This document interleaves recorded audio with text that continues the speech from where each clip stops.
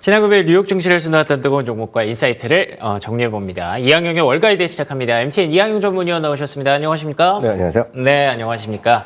자, 오늘 하스탁 정리하기에 앞서서 마이크로소프트가 핫오브 하스탁이라서 이걸 먼저 좀 얘기를 해보려고 합니다. 시가총액 1위 자리가 바뀔 수도 있다고요? 예, 2021년 11월에 한 번 또 바뀐 적이 있었거든요. 이때까지 역사적으로 한 2번 정도 바뀌었었는데요. 이번에 3번째 아마 바뀔 가능성이 커져 있다라고 보셔야 되겠고요. 지금 제가 봤을 때는 시간 문제 아니냐라고 보고 있습니다. 물론 이런 것들이 장기적으로 이어질지는 아무도 모르지만 그렇죠. 현재 네. 수준에서는 지금 마이크로소프트가 좀 앞서 있다라고 좀 보셔야 될 것 같습니다. 이번에 1위를 탈환 말씀드렸다시피 2021년 11월 이후 처음이니까요. 2년 만에 좀 다시 한번 회복하는 것이 되겠고요. 시가총액 수준 보면 지난 주말 기준으로 보면은요. 지금 애플이 2,899억 달러고요. 마이크로소프트가 2,747억 달러이기 때문에 불과 150억 달러 차이입니다. 이거 하루에도 순간적으로 바뀔 수 있는 그런 흐름이라고 보여지고 있는데요. 저는 시장에서 그 미국 주식이건 한국 주식을 할 때 가장 핵심적인 것들은 익숙하고 여러분들이 누구나 잘 알 수 있고 그것도 규모가 큰 기업들을 조금씩 해보시는 것이 어떤 경우에도 주식 투자의 첫 번째 시작이 될 거라고 전 돼야 한다고만 보고 있는데요. 익숙하지 않거나 아니면 특정 테마, 예를 들어서 무슨 정책 테마 우리나라 워낙 많이 있지 않습니까? 그리고 테마를 올리면서 지금 당장 적자들로 5년 후, 10년 후 보면 세상을 뒤집을 것 같은 그런 것들. 그리고 무슨 K-팝이나 K-무비 하나 뜨면 또 관련된 것들이 같이 올라가고 등락하면서 3배, 5배 쉽게 올라갑니다. 대한민국 시장에서는요. 그렇지만 지나고 나면 다시 제자리 가는 것들이 흔하게 많고 올해도 그런 일이 좀 왕왕 있었던 건 아마 많은 분이 넣으실 것 같은데요. 아니면 또 트렌디한 주식, 예를 들어서 미국 주식에서 하나 말씀드리자면 저도 이제 자주 말씀드리지만 호카나 어그를 갖고 있는 데커스 이런 거 있습니다. 이런 것들은 사상체 효과를 가지만 난 그거 신발 신지도 않고 그거 뭐 예쁘다고 신겠어 이러면 그냥 관심이 없게 넘어갈 수 있습니다. 그렇죠. 그렇지만 누구나 다 알고 누구나 익숙한 기업이 올라갈 때 어떤 걸 느끼냐면 포모를 느끼는 게 딱 그때. 그 시기가. 네.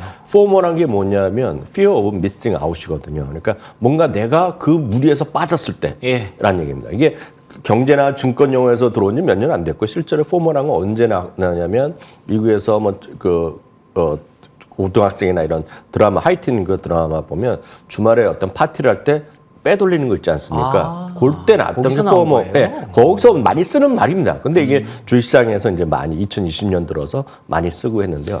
딱 그 얘기를요.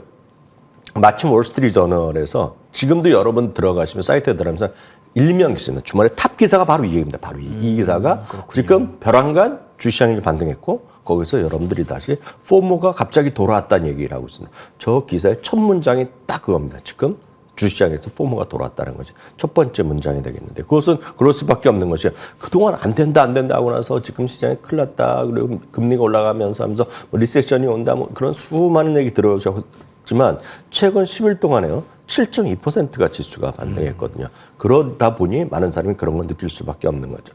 다시 말씀드리면 미국 주식 투자의 기본은 특히 미국 주식은요. 익숙하고 안정적인 주식부터 하시는 것이 그냥 최우선을 여러분 하셔야 될 것 같습니다. 그렇기 때문에 제가 10년 전이나 지금이나 제가 어디 가나 강연할 때 보면 여러분들 초보 투자가들이 뭘 사야 되냐 그러면 제가 항상 얘기하는 주식이 3개가 있습니다. 이게 마이크로소프트 그리고 여러분들 좋아하시는 유튜브를 갖고 있는 알파벳 그리고 여러분들이 현금보다 더 많이 쓰고 있는 비자나 마스터카드 중에 하나. 그래서 그런 것들이 여러분들이 첫 번째 주식이 될 거라고 생각하고 있고요. 그걸 언제부터 싸냐? 오늘부터 시작하시면 된다는 얘기를 반복적으로 들을 수밖에 없겠습니다. 좋습니다. 마이크로소프트 정말 시가총액 1위를 탈환할 수 있을지 이번 주 시간 문제라고 표현을 하셨는데 잘 한번 확인해보면 재미있는 구경할 수도 있을 것 같네요. 자, 그러면 오늘 핫스탁 열어보도록 하겠습니다. 첫 번째 핫스탁은 트레이드 데스크입니다. 연말 경기 좀 심상치 않은가 봐요. 왜냐하면 트레이드 데스크가 3분기 후 실적에도 불구하고 4분기에 전망치가 좀 불투명했다는 이유로 주가 급락세를 보였기 때문입니다.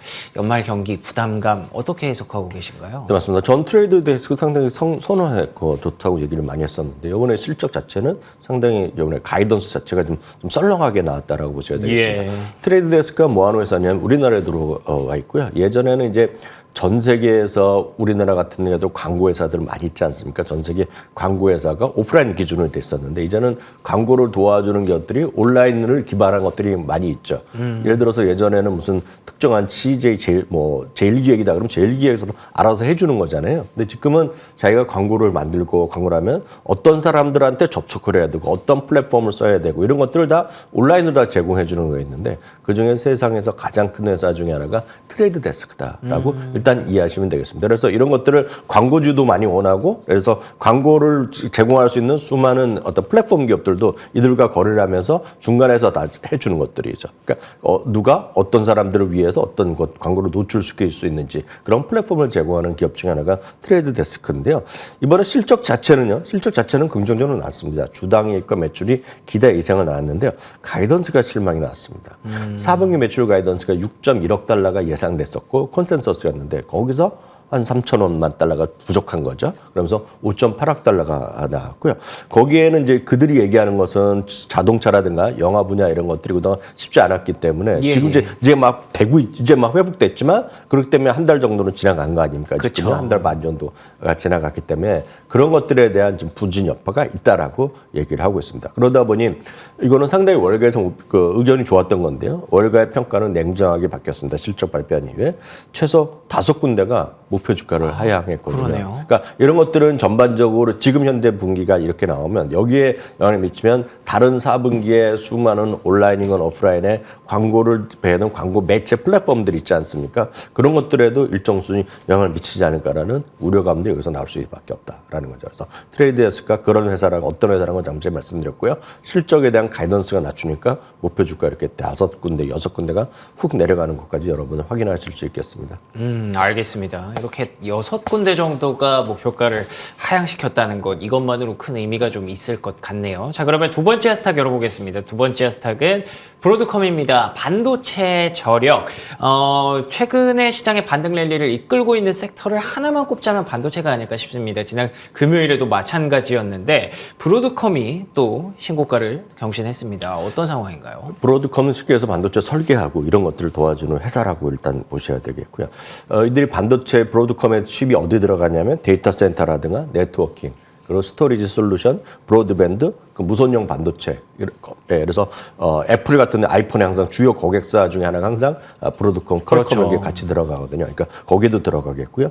인프라 소프트웨어 제품 이런 것들을 설계, 개발, 제조하는 글로벌 공급업체라고 보셔야 되겠고요. 전체 반도체 기업으로의 순서로 보면 세계 6위 정도의 규모니까 엄청난 규모라고 일단 보셔야 되겠고요. 반도체 설계를 담당하는 팹리스 부분에서는 당당히 세계 1위를 기업하는 것이 바로 브로드컴이라고 보셔야 되겠습니다. 그 앞서 말씀드렸다시피 그 주요 고객사 중에 하나가 애플이라는 것도 이해하시면 좋을 것 같습니다. 이 기업이 여하튼 주가가 사상 최고가를 갔습니다. 그래서 지금 반도체 여러 가지가 있지만 엔비디아 같은 경우도 지금 숨만 뻗으면 다시 사상 최고가를 가고 있고 올해 압도적인 순위를 보고 있지만 브로드컴 같은 경우도 완전히 살아있는 그런 흐름을 꾸준히 보여주고 있다라고 보셔야 되겠고요. 실제로 보면 3분기 실적은 아직 발표를 안 했고요. 3분기 실적은 12월 7일 발표 예정 있는데 지금 보시면 여러 가지 이슈가 있긴 있습니다. 그래서 클라우드 컴퓨팅 및 가상화 소프트웨어를 발표하는 이제 VM웨어 인수를 추진하고 있는데 아직 뭐 최종 됐다 하는데 아직 안 되고 있는데요. 이것도 뭐 조만간 될 수 있다는 얘기를 하고 있는데 이건 아주 불확실한 거라고 참고하시면 되겠고요.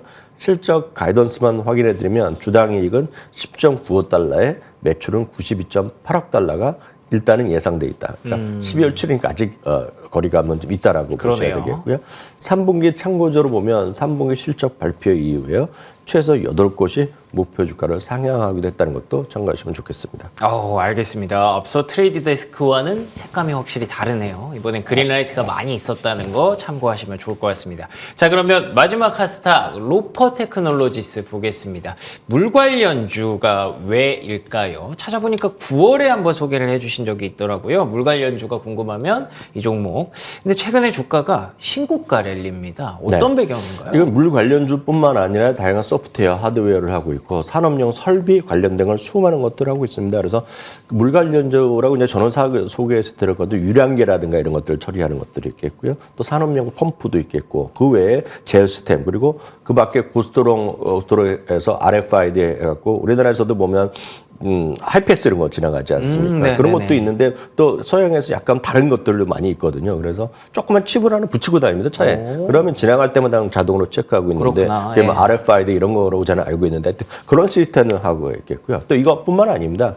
의료용 3D 측정 기술을 하고 있고요. 진단 장치 하기 때문에 이 회사에 들어가면 그런 물 관리 이런 것들은 그냥 하나가 되겠고요. 하나가 되겠고 수많은 쉽게 얘기해서 회사들을 많이 갖고 있습니다. 그래서 이거 하나의 지주회사의 성격 갖고 있는 것을 그렇군요. 로포 테크놀로지라고 보셔야 되겠고요. 하도 여러 가지 사업을 하다 보니까 안정적인 사업 구조를 갖고 있고 이 회사가 워낙 특별한 거가 신뢰성이 높습니다. 실적에 대한 신뢰성이 높기 때문에 지금 10분기, 20분기 연속으로 계속해서 눈높이를 맞추는 이익을 발표했는데 특히요 2019년 이후 통계만 보더라도 20분기 연속으로 실적 컨센서스 항상 부합시켜놨거든요. 훌륭하네요. 그러니까 이런 것들은 엄청난 성장성이 있다기보다는 꾸준하게 눈높이를 맞춰주는 신뢰성 있는 회사다라고 보셔야 되겠고요. 예. 특히 지난 주말에 또 올라갔던 주요 요인 중에 하나는 31년 연속 또 배당 인상을 또 발표했습니다. 그러니까 10% 이상의 10%의 배당 인상을 발표하면서 역시 신뢰를 주고 있고 고객에 대한 눈높이를 맞추고 있다. 미국 주식은 어찌 보면 이렇게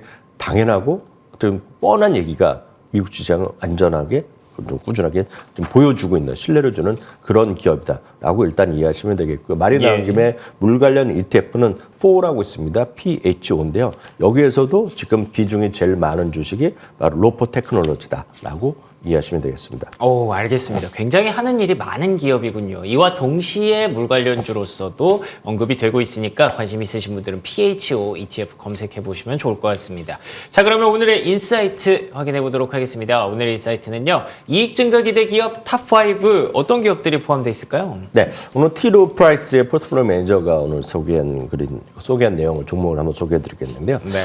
많은 분들이 이제 어찌됐건 이익이 많이 증가하는 거를 찾는 게 맞거든요, 지금요. 그러니까 가장 저한테 미국 주식을 선택하는 가장 첫 번째 기준이 뭐냐면 숫자라고 말씀드리겠고요. 숫자가 뭐냐면 숫자가 증가해야 되는 건데 매출도 매출이지만 가장 핵심적인 것은 여러분 매달 PR 때문에 이익이거든요. 그렇죠. 그러니까 이익의 성장성이 높게 나오는 것들 아니면 높게 기대되는 것들을 좀 그런 것들 아마 가장 선호하시면서 또 하나는 이제 늘 말씀드리지만 합리적 가격이거든요. 비싸지 않은 걸 찾기 때문에 가장 쉬운 거는 그래서 가프라는 개념이 있다라고 여러 번 말씀드렸고 있는데요.